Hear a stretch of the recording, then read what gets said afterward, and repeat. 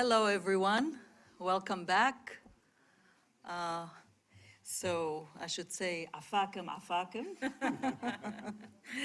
Thank you for such wonderful presentations. So what we thought of doing is first give a chance to the panelists to, if they have additional thoughts, reflections on what they said, just very briefly, and then we'll open up for questions.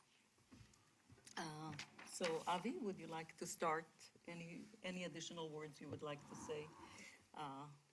Maybe to respond to David Basson's presentation, and I take very seriously everything that he said, and I'd like to examine in detail the evidence that he presented briefly in his presentation about the bombs in Baghdad. I'll make 2 points. One, can you hear me? On. The first point is that the Jews who registered to leave hadn't made up their mind to definitely leave Iraq. They had an option to leave. And there were 70,000 of them who had registered but were in a state of limbo, undecided. But after the bombs, they no longer had that option. They were forced to leave. So just registering didn't mean that they were determined to go. That's point number 1. The other point I would make is that false flag operations by Israel were not unique to the bombs in Baghdad. It was a pattern of Israeli behavior of planting bombs in order to either, in this case, frighten the Jews into going to Israel, or in 1954, the so-called mishap, the Lavon affair, a group of Egyptian Jews were responsible for bombs. They were directed by a Mossad officer called Max Binet. I mentioned him earlier as the controller of Yusuf Basri. He was responsible for that, Baghdad, 1950, and the mishap in Cairo in 1954. Lavon affair, the Minister of Defense, who was accused of giving the order to activate the Jewish spy and sabotage ring, in an interview said, looking back, that the mishap didn't start in Cairo. It started in Baghdad in 1950. And he said that this kind of false flag operations is stupid and inhuman because it endangered the life of Jews. So these are 2 points I would like to make in response. Thank you. May I respond? Sure. Now it's your turn, actually. Okay. So, Officially. So there is no argument about the Lavon bombs in Egypt that it was by the Mossad. However, that does not mean that you go backwards and you assume that the Iraqis happened exactly the same way. We will talk about the proper evidence from a circus. Actually, in a sense, would it stand in the court of law, and not that fact that Lavon said it happened also there. That's not an evidence for somebody who was never involved to say that it happened in Iraq. The second thing about the registration, I'm not sure if you are aware that actually the minute you registered, you lost your nationality. There is no way back. There is not an issue of they are in limbo. The minute you are registered, it's actually you go through the procedure of losing your citizenship. And actually what happened in 1950, when I just mentioned, 1951, when I mentioned that they were 105,000 Jews registered and only 35,000 evacuated, actually 70,000 suddenly in March when the law closed, they were stateless without any rights because they actually lost their citizenship. So it was not kind of think again, maybe I will leave or not. The law stated that the minute you register, you lost your citizenship. Thank you. Now it's Linda's turn. I would like to point out a few facts that I failed to mention because I was very emotional. After the Jews left, my father was assigned by the Iraqi government to monitor all the registration of Iraqi assets, and it took 5 years according to my mom's tale. This is one thing, and the other thing I mentioned to say, what do? I mean, I didn't mention anything that I finished high school in Baghdad. I was admitted to the College of Commerce and Economics in 1969, and when I decided to leave, obviously, I had good memories at the university, at the college of University of Baghdad. I had friends over there, and I missed them. And it's a shame that I don't remember their family names. The other thing I wanted to say that in Israel, I studied Arabic because I am a fan of the language. In 1991, I had an identity crisis while I was serving with IBA, the Israeli Broadcast Authority. I was news editor at the Arabic television of Israel, and I had to leave. So my career was cut off, and I jumped from one thing to the other. So now I dedicate really,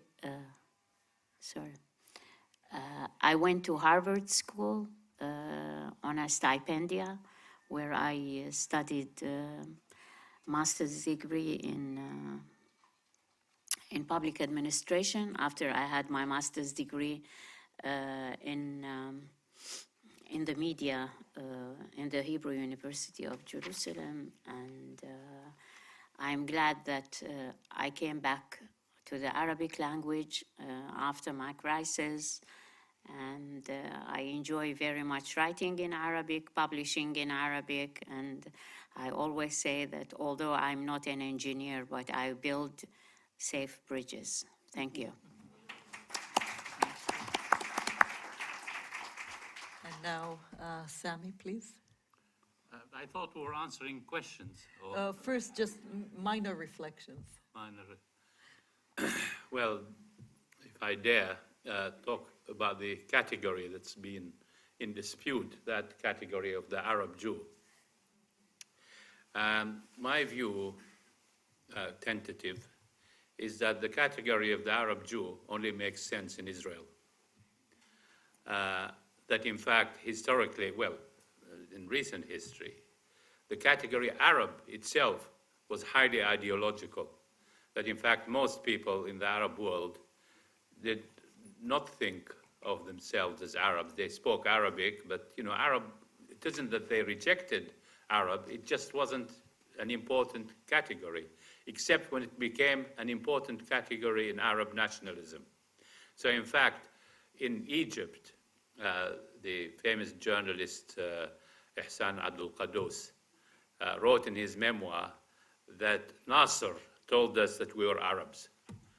That, before, they thought themselves Muslims, Egyptians, whatever, but the fact that there is an Arab category. And indeed, in common parlance, in Iraq and many other places, the term Arab was used to refer to Bedouins, Arubi.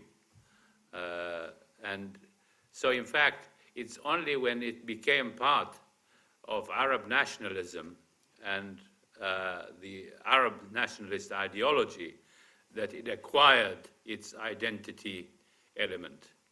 So in fact, at my time in Iraq and for a long time, the Jews wouldn't have thought of themselves as being Arab Jews. They were Iraqi Jews, certainly. But to say Arab Jews, isn't so much that they rejected that term, it's just that it just didn't make all that much sense. And I think it's only in the context of the ideological conflicts and controversies in Israel between the different political groups and between Jews from different ethnic backgrounds and the way in which they politicize this ethnicity. It's only then that the category Arab Jew acquires a particular significance. So I don't know whether, this is a tentative thesis, if you like. I don't. Can we continue the discussion? Thank you. Yeah, now we will open Okay. the... So in this context, wait, interesting. wait. Okay. I thought we were just getting a few Okay. minutes of We're reflection, getting, because otherwise we'll we're getting hot. we'll get endless back and forth. So now we have to give a chance to the audience to ask questions, and maybe some of the questions will touch on those sensitive, controversial points. Okay, who would like to ask first? Okay. Oh, okay, yes, I can see hands. Okay, if you could also introduce your name, please. Sure. My name is Niran Basson. I'm David's sister. And didn't implant her. I just want to continue on the subject of Jews, Arab Jews. In Iraq, we were Jews. Now we are Arab Jews, called as Arab Jews. It seems that people are longing to take us back, and they're using this expression of Arab Jews. In Iraq, there is no Arab Mandarin, there is no Arab Armenians, there is no Arab Yazidis, so why Arab Jews? And I just thank Sami for confirming what I thought. So now I don't have a question, but just comment. Thank you.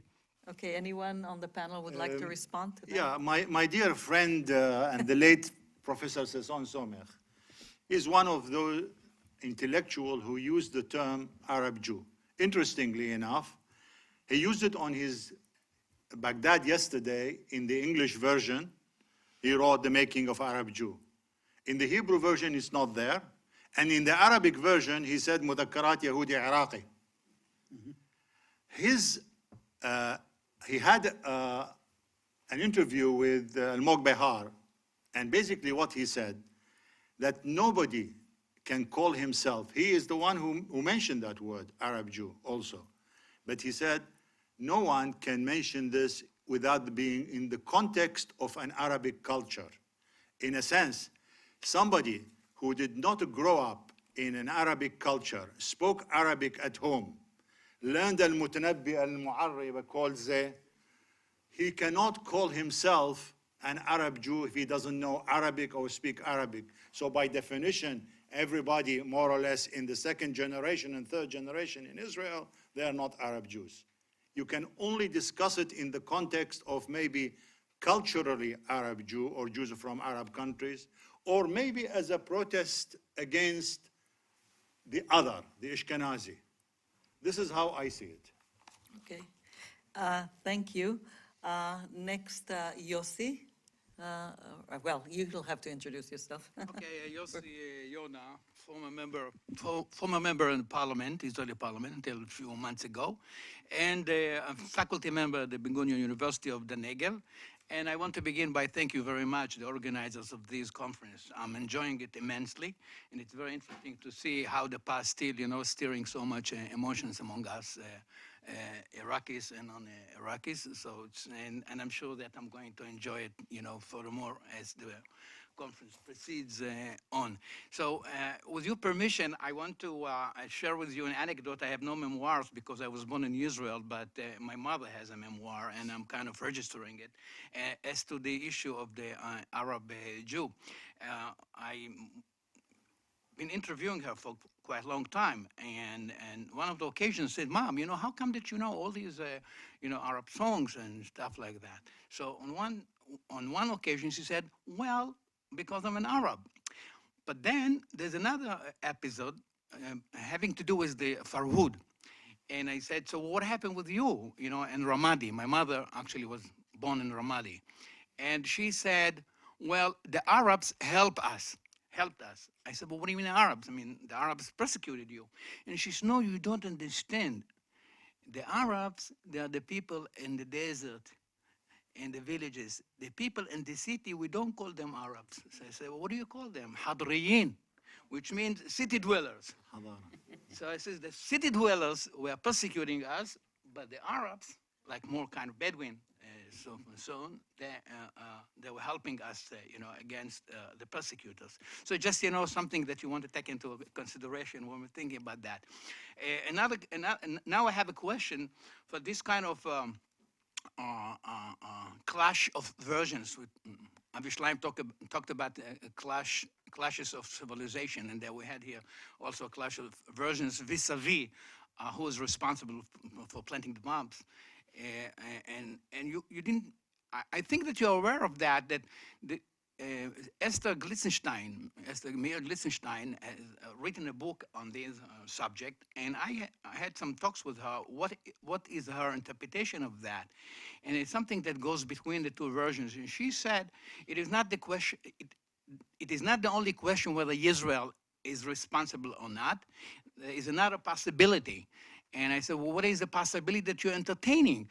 And she said, "Well, at the time, Israel actually closed the doors for Iraqi Jews to come to Israel because there are other immigration coming from Romania, and Israel actually preferred first to give a chance to Romanian Jews to come into Israel. And there was a lot of pressure on local Zionist leaders in Baghdad, so that she assumed, she didn't say it, sort of with certainty, that she thinks that it might be the case that they were responsible, which means that it is not as if they received an order, direct order from Israel, but it was upon their own initiative." So I'm just would like to see what you take on that. And the last comment, Linda, really, I heard you a few times, and each time when you talk, I'm so moved by your story, and because you're telling a heart-wrenching story about your personal experience, which is indicative to a certain extent to a lot of Jews in Iraq. But the ending, what you said in the end, it's so moving that you said, "I think that I'm telling an Iraqi story." That's amazing, the kind of transcendence that you are actually making, in the sense of transcending yourself and transcending even the Jewish experience and saying, "Well, look, I'm telling an Iraqi story." And this is, I think, it's beautiful, really beautiful insight. And also David was talking about, as being optimistic. But I think that the essence of this optimism, comes in this your comment that you said, "I'm not telling an Iraqi story, a Jewish story. I'm telling an Iraqi story," and that is really marvelous. And thank you very much. Thank you. Any responses? Yeah. I'd like to respond to the point that Yossi made about Israel having to deal with a lot of aliyah from Eastern Europe. Some of it was urgent. You mentioned the aliyah from Romania, and that Israel couldn't absorb the Jews of Iraq in large numbers, and therefore the word from the leaders in Israel was go slow. And I talked earlier this year, to Shlomo Hillel, who was a key figure in this operation, and he denied any involvement in the bombs, and he said, on the contrary, the leaders were telling us that they couldn't deal with the Jews of Iraq in large numbers. And he said, I went to see Levi Eshkol, who was responsible for immigration absorption, and he said to me, Tagid lahem, bruchim habaim, aval lo achshav. Tell them, welcome, but not now. He said, we have no housing, no tents, no food, no employment, and we can't cope with them. And he said, I then went to see Ben-Gurion, and Ben-Gurion said to me, Eshkol tzodek, Eshkol is right, but who knows when we'll get another opportunity, so go and bring them. For Ben-Gurion, after the War of Independence, the number one priority was Aliyah, because he was worried that Israel would not survive without mass immigration.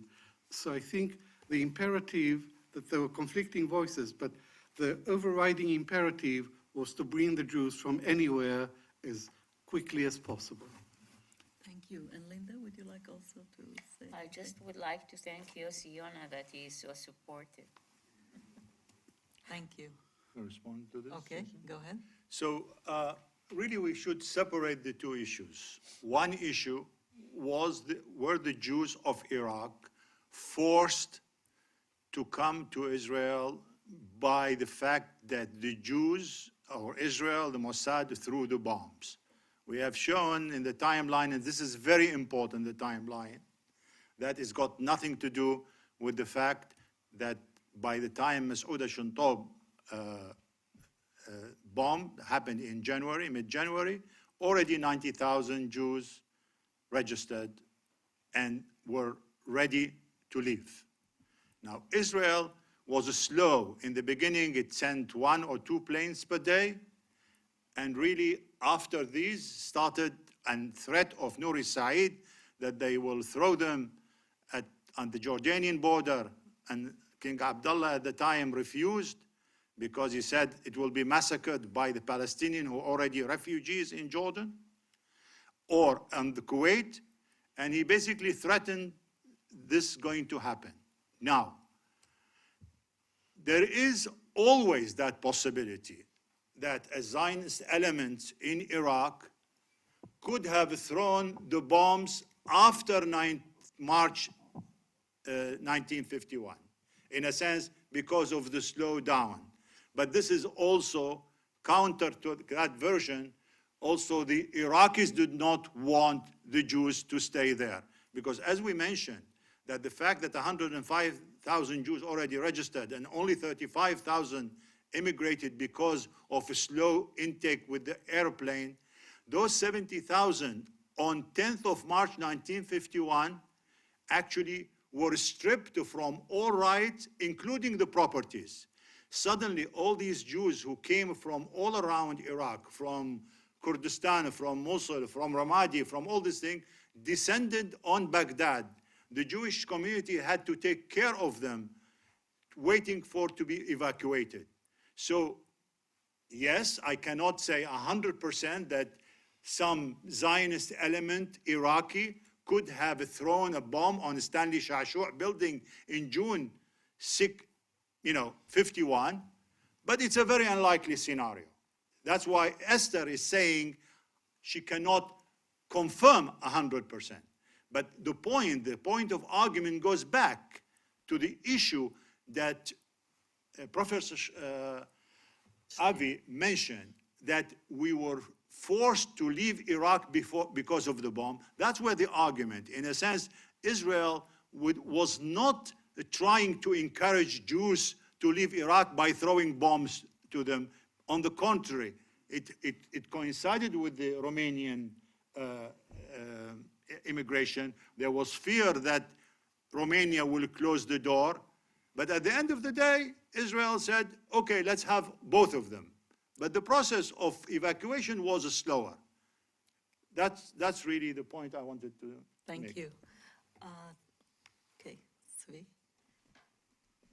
Thank you so much. My name is Tzvi. I'm a historian of China from New York. And I'd like to thank all presenters for their memories. It is very nice to relate to all aspects. You know, I love Iraqi food. I have a million relatives called Lulu, like your grandmother.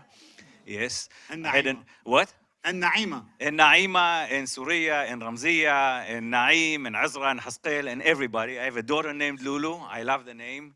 I love to hear, like Yossi, Linda's words, you know, and it is indeed Iraqi story, and I am an avid reader of Professor Avi Shlaim's work. Having said that, I would like to make a comment about what I begin to think that, you know, are certain, and let me use, you know, the way the Chinese, they like to count. So it looks like that when we come to memories, and we come to memorize, there are several issues here. Number one, we are talking not about memories. We are talking about perceptions of the past that were created in a very, very specific moment, okay? For instance, you know, the perception of the Iraqi past, of Iraqi Jews that left in 50-51, you know, of their past, was greatly shaped by the 3 years after 48, okay? I mean, these are very hard 3 years, no one can deny that, and so on and so on. Think about the consciousness of Iraqi Jews right after the Farhud, as opposed to right before the Farhud, okay? And since I'm a historian, you know, let me torture you. How was it for Baghdadi Jews before Hulagu destroyed Baghdad and after? How did they feel about living in Baghdad? Actually, if you see, after Hulagu, it was quite good, okay? Before, who knows, it was horrible. Okay, so we're talking about images of the past, and this leads me to one question that I would like to ask the people, and I've always been very curious about the people who stayed as opposed to those who come. You offered us a glimpse to the way you related to the people who came to Israel, you know, your relatives who went, but I was curious, those who made a choice to stay in 51 and not to come to Israel, what would they think about Iraq, Iraqi Jewish past, and most importantly, the future of Iraq? Yes, it is very clear to me, I have to say, that your perceptions of Iraq are shaped pretty much of, you know, what happened after Qasim, and particularly after 67. That really shaped the way in which we do judge the entire Iraqi Jewish past. So let's remember that. Now, what are the main reductions that I think that our Iraqi Jewish history now is in the danger of being reduced to? Number one, the Farhud. Yes. I gave a talk, you know, about Iraqi Jewish history, the history of Baghdad, you know, from Babylonian times, and then people ask only questions about the Farhud. Why didn't you mention the Farhud? But the Farhud is one episode. We need to discuss it, but it's one episode. Number two, yes, the Arab-Jew debate, okay? Is that everything that we have to say about Iraqi Jewish history? Number three are the bombs. What I think I'm interested in, you know, and by the way, I believe that the bombs were planted, you know, by Zionist operatives in Iraq. You know, they had all sorts of things. I'm more interested in the question of why, and in the question of, in the grand scheme of things, is this a major episode in, you know, in Iraqi Jewish history? I don't think so. I think it's a very significant one, but I don't think so. You know, I'm more interested in what happened and why, and in the question that it raises. Did it really had an impact, you know, on the migration? That is something that we need to debate. You know, by the way, on this one, Yehuda Tajar admitted to at least one bomb. Okay, we have the book in which he was visited by a British journalist only a few years ago. He said, "Yeah, I put one of the bombs." Okay, his case suggests, by the way, that the Iraqi police knew what he was doing in the terms of the people that they arrested and judged and trialed and executed. I'm taking too much time, but what I would like to say here is that we need to remember when we remember. Yes, that what we remember is actually a perception of the past that we create a very, very specific moment that usually doesn't mean, you know, that the entire Iraqi Jewish past was this way. You know, we shaped it according to a very, very specific present, okay? So when you say, oh, the story of the bombs, my question to you is, where are you coming from? And what is really shaping the way in which, what is the present, you know, from which you are talking to this past, okay? All right, thank you. Thank you very much. Anybody on the panel would like to respond? Can I? I don't want to Okay, take all the but time. yeah, but let's do Yeah. it briefly, so Okay, we don't only talk about the bombs. we had a very short time defining that we should talk about memories and memoirs, which are personal.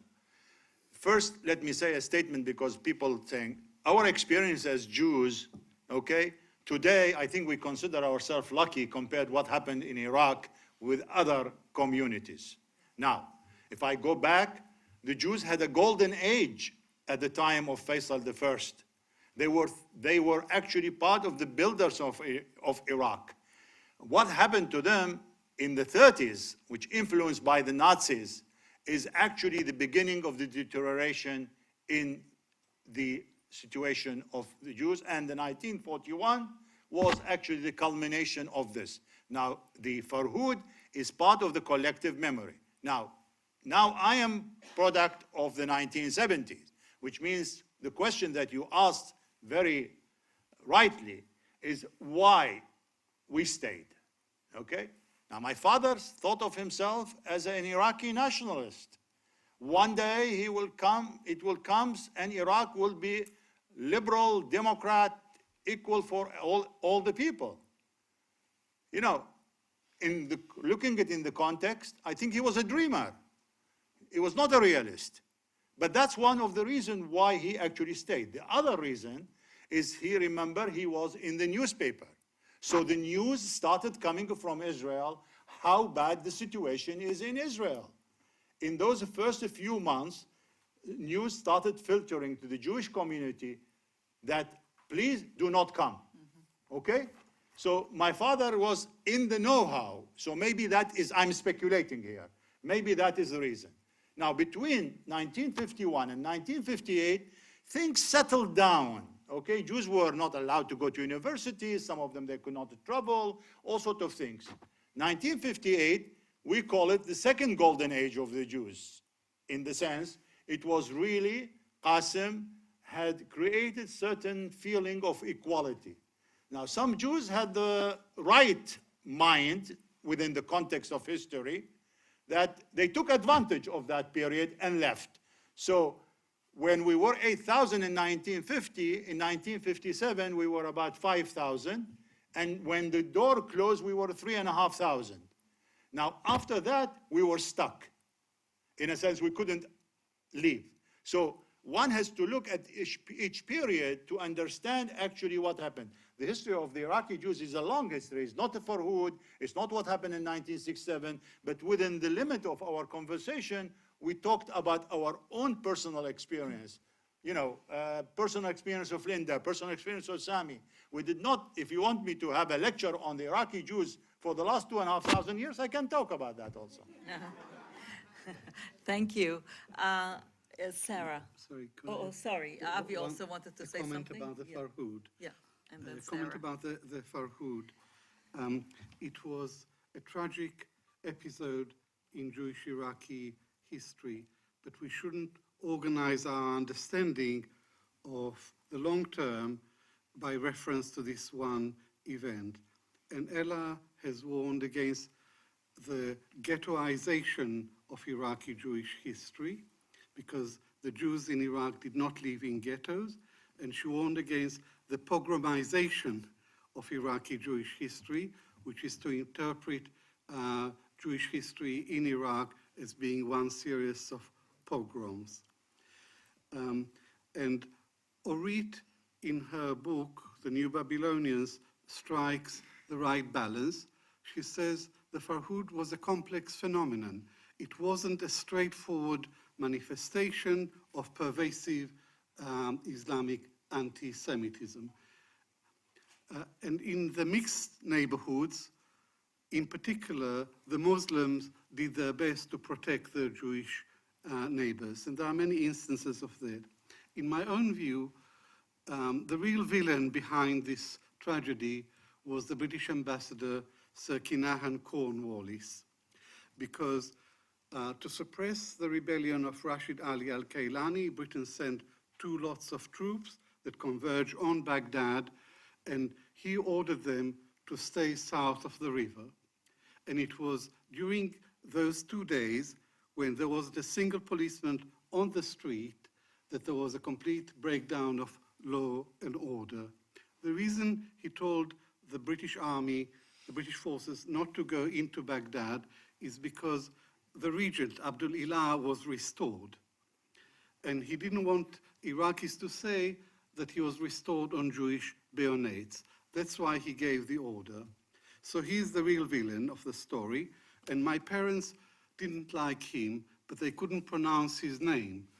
So they used to call him Al-Kalb ibn al-Kalb, the dog and the son of a dog. Thank you. Okay, with that note, Sarah. Perfidious Albion. Yes, okay, so, oh yes, my name's Sarah Irving, a precarious researcher. We're at an event called The Jews of Iraq. I know that there are papers coming up over the next 2 days that deal with Jews from outside of Baghdad, but so far what we've heard is memories largely from the Jewish community of Baghdad. What I'm kind of interested in, to take Tzvi's phrase, is from your personal perceptions of the past, what was the relationship between Jews of Baghdad and Jews from other parts of Iraq, be it the kind of Kurdish village Jewish communities, somewhere like Mosul?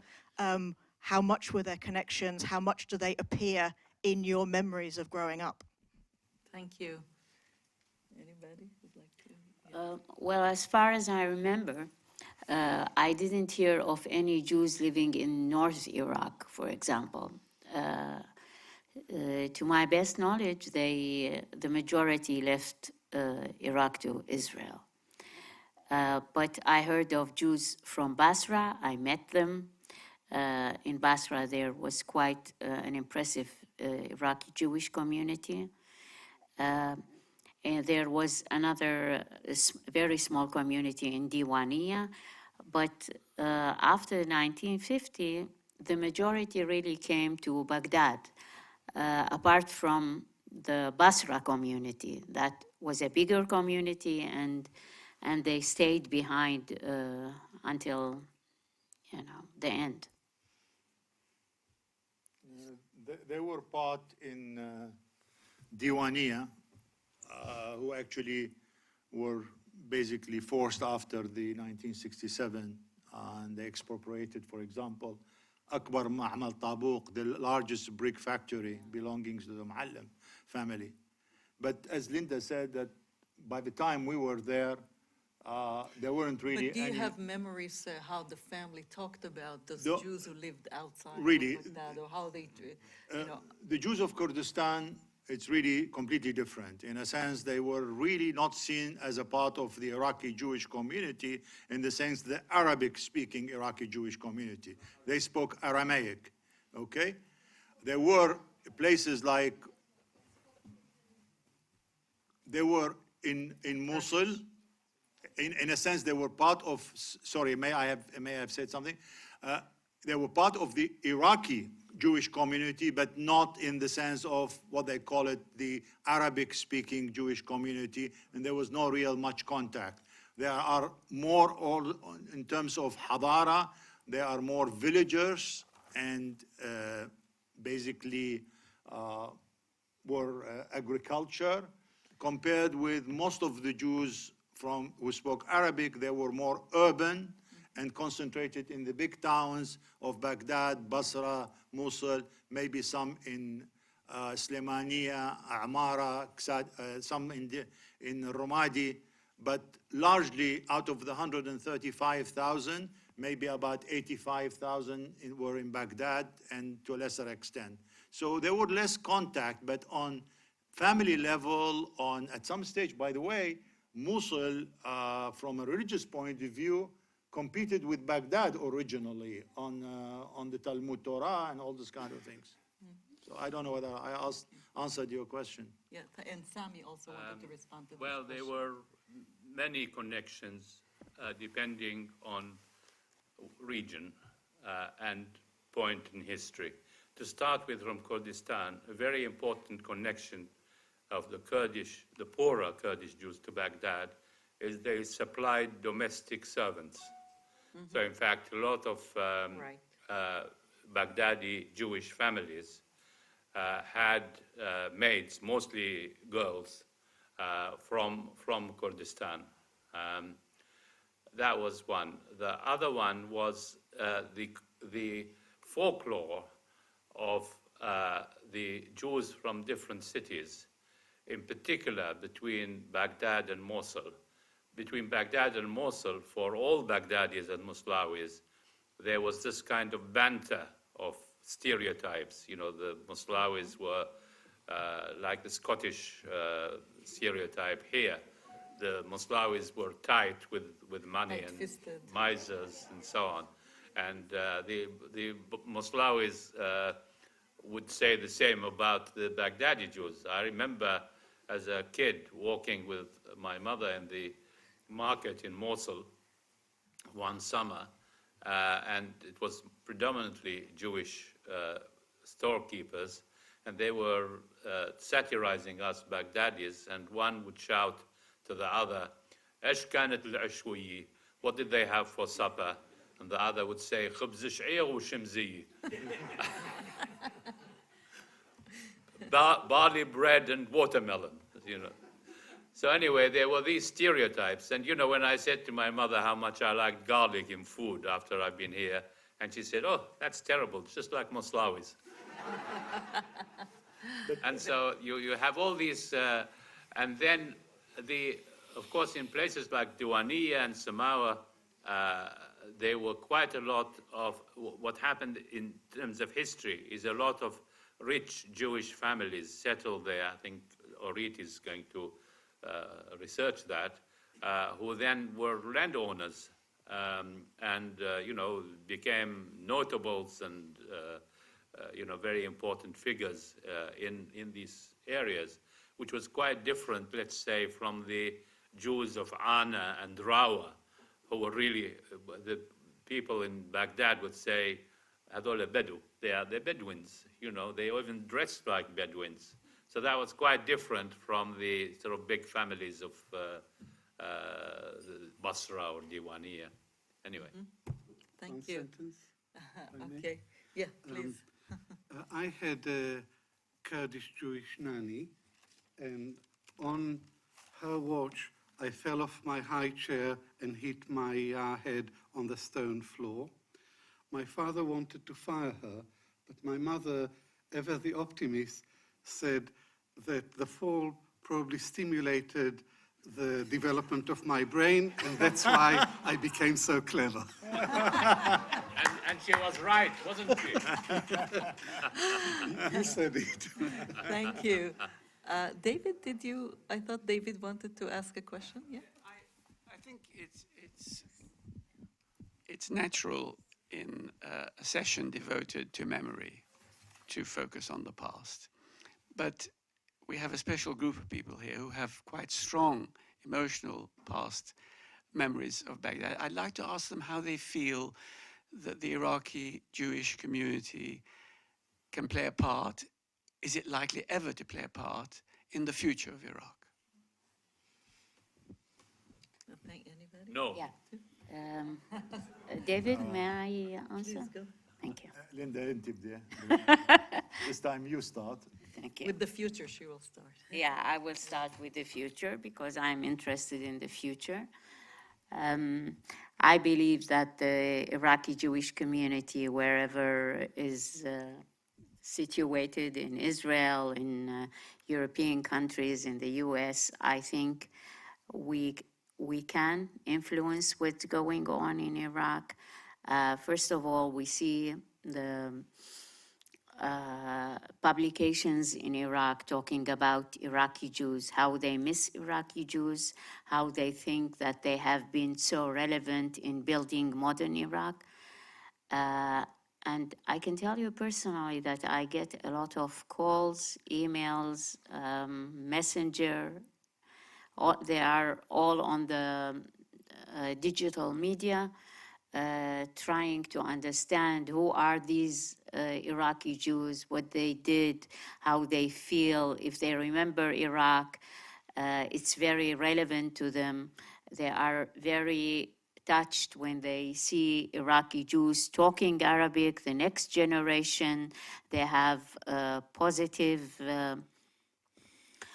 not positive, sorry, when they know stories from their ancestors, from their father and mother, telling them about neighbors in Iraq, from Muslims and non-Jews, Christians, whatever, how life was beautiful most of the time. And I believe that we can really build on that because I believe it's a window of opportunity now that we have this building mass of the new generation who would like to build bridges to the new generation, Iraqi Jewish new generation, and they don't care much about politics. They don't care about boundaries, and we can see that on the digital media, either on the page of Israel باللهجة العراقية or on other different pages, Yahud al-Iraq and other stuff. And we can see even some of them are starting to learn Hebrew. Some of them are using Google Translate to understand what the Iraqi Jews are saying on Facebook. So I launched my project. It's a very young project to bring Iraqis who have actually foreign passports and not Iraqi passports, because there is still no access to Iraqi passports to Israel. But whoever came to Israel and had this meeting with Iraqi Jews, it was an eye-opener. And I suggested that we have, like Taglit, the birthright for Jews, we have an Arabic version, and I truly believe that it can be very effective. Khadr, I would leave you with the rest. So we have really involved in two things. One, I am the chairman of the Association of Jewish Academics from Iraq, sponsored by the Dangour family. Basically, this association was created in 1980 to preserve the memoir and the history and the literary writing, largely in Arabic, in the 1980. A lot of books were published. The founder of the association was late Professor Shmuel Moreh, with the assistance of Dr. Nassim Qazzaz. And these books actually served the basis for the research that happened in Iraq after 2003, when freed from Saddam, and obviously with the opening of the social media, and there is this thirst to know about this important Jewish component that was in Iraq. So it served the purpose that it actually, today, the Iraqis are a lot of them are interested, the young generation. And we also see ourselves as, in a sense, by providing this information, as maybe it's a lesson to learn for the other communities in Iraq. In a sense, if I look at it backwards, I would say that we got out lightly.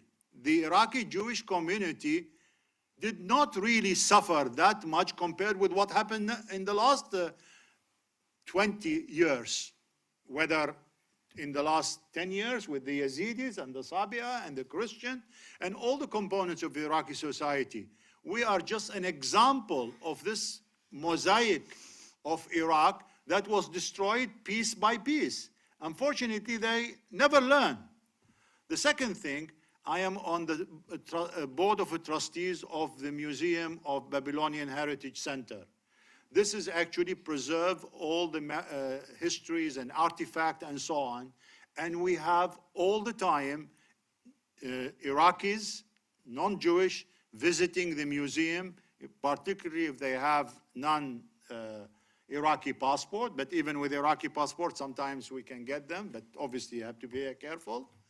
And when they come to the visit, they say to us, this is Iraq. You preserved actually our history better than us.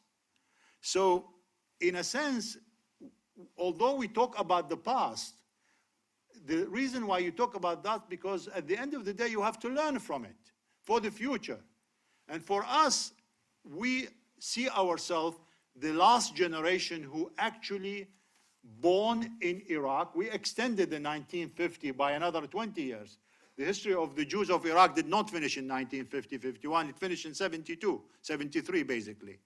So we are the last people who can understand the culture, speak the Arabic. You know how lovely when the Iraqi Muslim here, an Iraqi Jew speaks in Arabic, whether it's Jewish Arabic, whether Muslim Arabic. And for them, they have a kind of feel of bonding between us, irrespective of what are the religions. We see ourselves as the bridge to the future. I hope they take advantage of that. Bridge to the future. What's future? I mean, I think what's happening in Iraq, of course, I'm aware that many Iraqi intellectuals, intelligentsia, are keen to recall the presence, the Jewish presence, and to, in a kind of nostalgia. But these are not the people that count now in Iraq. I mean, they are marginal. The reason why they want to remember the Jews is because they want to remember Iraq as it used to be. Iraq, the Jews were an important element in Iraq as it used to be. And all that is finished. Now you have a failed state, you have rule by militias, you have, highly communalized and sectorized society in which people cannot get protection or livelihood from the state, and they have to do it from their tribe and their sect and their family connections and what have you. So in fact, this is not a situation in which you can imagine a community like the Jews, first of all, ever wanting to go there and participate. They would be fools when most other people want to leave anyway. And the other thing is, if they were to go there, they'd face a very dangerous situation for them, especially being Jews. So in fact, I think all that is really wishful thinking about repeated Jewish presence in Iraq. Thank you. So let's just be nostalgic. One more question, our last question, Emil.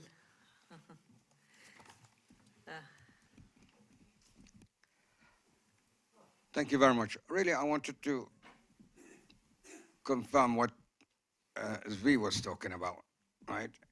I think it's quite important that we don't have certain things like the Farhud, defining the whole history. And also, I want to say to Khadr, actually, the question of expulsion of the Jews, and I call it expulsion rather than immigration, is very complex subject. It's not the bombs.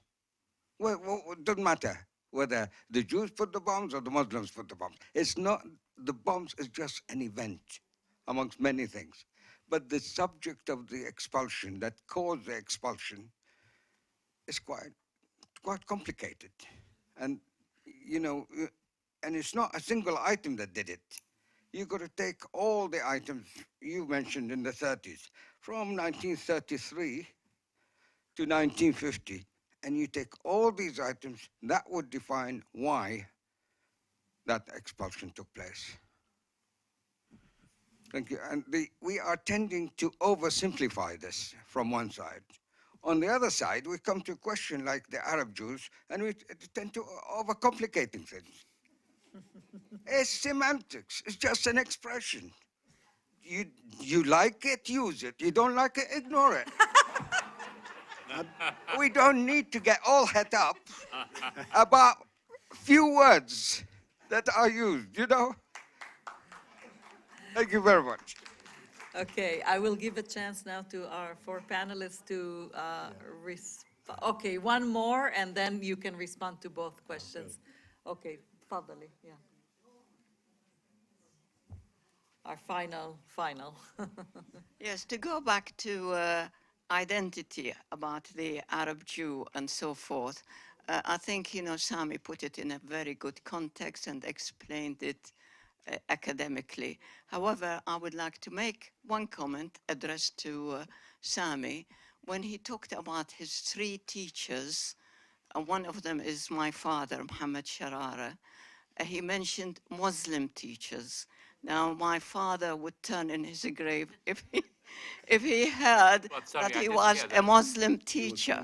Muslim, well. Muslim, he used it, you said there were teachers, foreign teachers, French and English and so forth. But then when he came to the Iraqi teachers, he said Muslim teachers. And I would say my father would, yes, as I said, he would turn in his grave, but he would regard himself as an Iraqi teacher. Yeah. Okay, that's it. Yes, well, can I just Yeah, say? yeah, please, yeah. Well, we're all Iraqi teachers. So in fact, why I call them Muslim teachers is because in the context of a Jewish school, all the other teachers were also Iraqi. So how do I distinguish these particular line of teachers who were Muslim only in terms of communal identification, not in terms of religious affiliation? As I said, they were all communists at the time. So I couldn't say communist teachers, could I? You could say left wing or socialist or whatever. But then, my father really didn't think in these terms. The boundaries, there were no boundaries really between Muslim, Jews, Christians, whatever. You know that anyway. Thank you, yeah. Yeah, all right, I understand why you used the I word want Muslim. to correspond to Emil. But it was jarring to my ears. Okay, thank you very much. Thank you.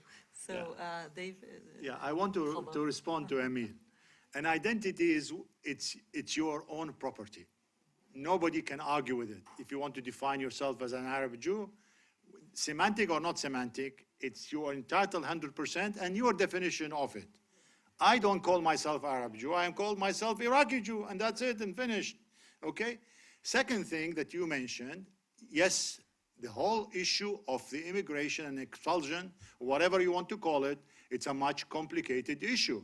Without actually going through history of Jews in the 20th century and understanding the component really from the beginning, going back even to the Alliance Française in the end of the 19th century, and looking at the Golden Age, and looking at what happened in the 30s and the influence of Sata al-Husri and the Palestinian teacher and the Syrian teacher and the Nazi supported officer, and what happened after the establishment of Israel in 1948, in between 48 and 51, and how all the Jews were expelled from jobs and from the state, all this kind of, all these parts that the Jews did not have much of a future. Some of them decided to go to the communist route, which says basically, the future of Iraq is our future, and we will change the future of Iraq, and we do not need to take that route. The other said, no, we tried it didn't succeed. There is the Zionist route. The only way is to go to Israel. At the end of the day, in a practical, the Zionist route basically is the one which succeeded, if you want to call it succeeded, because the actual combination of the political life in Iraq did not favor the communist way. It is a reminder, right? But we will give our two last panelists, two speakers, just if you want to respond to, because we have to end. That's a reminder to end. Okay, يلا يمين. لازم تخلينا الأمين. You're oversimplifying. The communists on one side and the Zionists on the other. But the real task, the great majority of the Jews were non-Zionists. Did I say that? They were not communists. Did I say that? Non-Zionists. No, you were talking about communists and Zionists. And I'm saying, no, the great majority were non-Zionists. And this narrative is really oversimplifying things. Okay. To a complex issue that got to be Emil, looked you at. need to write a thesis on this.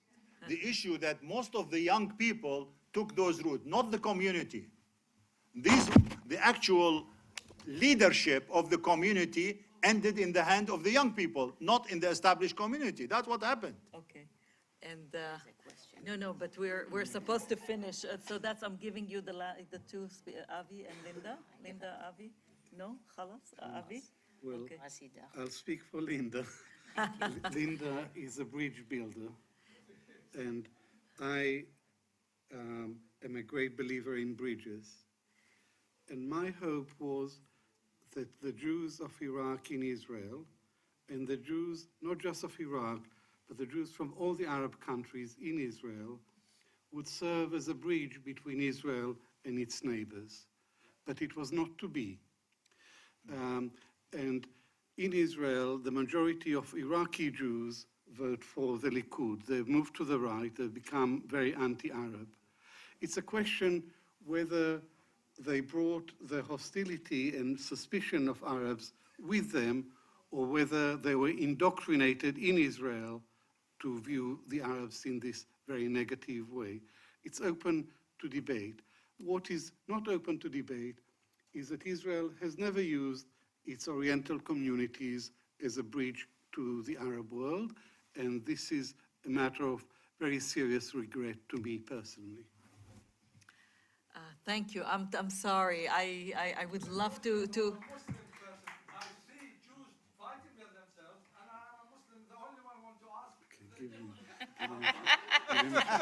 I think there was another one already. Last question by a second. Okay. It's an irony that actually I can, with all the bad things happened to the Iraqi Jews, that you got off lightly with it. Because what happened after you left in the 50s and 60s, Iraqis suffered in own domination. And just one example, 750,000 of Iraqis have been expelled to Iran, just push them on the border and accused that they are Iranian. When they went to Iran, the Iranian hate them and they call them Arab. This is an irony. And I know, as example, from a lot of friends in Israel, any Iraqi Jews in Iraq called a Jew.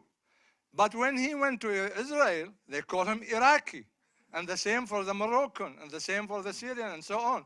So this is another problem with identity. I am as an Iraqi, I had a lot of friends of Iraqi Jews.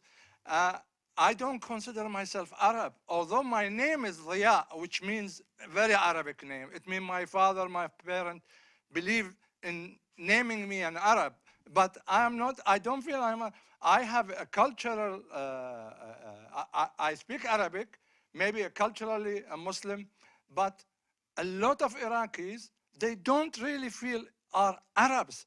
Actually, they feel it's insulted when you tell him you are Urbi. Because that's what we got from nationalists. All the experience in history, only nationalists who actually wanted to call all Arabic speaking are Arab. Majority of Arabic speaking originally by race are not Arab. And this is with the life changing, it shows that a lot of Arabs, they don't want to call themselves Arab. I wanted to ask actually nowadays, what is the Iraqi Jews in Israel? Because this is what we hope. And I believe that Iraqis will lead the way, if they were Jews or non-Jews, to the peace first before any other Arab. What is the Iraqi Jews in Israel these days? Numbers, influence, what they think about. And I'm sure about that. But they are, believe me, they are more than that also. So I wanted to ask you, what Iraqi Jews in Israel today, how many in the parliament, as example, how many ministers in the government, because that shows how Iraqi Jews are the elite in everywhere and wherever they are. Thank you. Thank you very much. Unfortunately, we will come to this question because some of the panelists in the next 2 days will be addressing some of the issues that you touched on, but unfortunately, I'm told that we have to finish. So thank you so much for such a wonderful panel, to all of you. Thank you very Sami, much. David, Avi, Linda. Bravo عليكم, عفاكم. Thank you.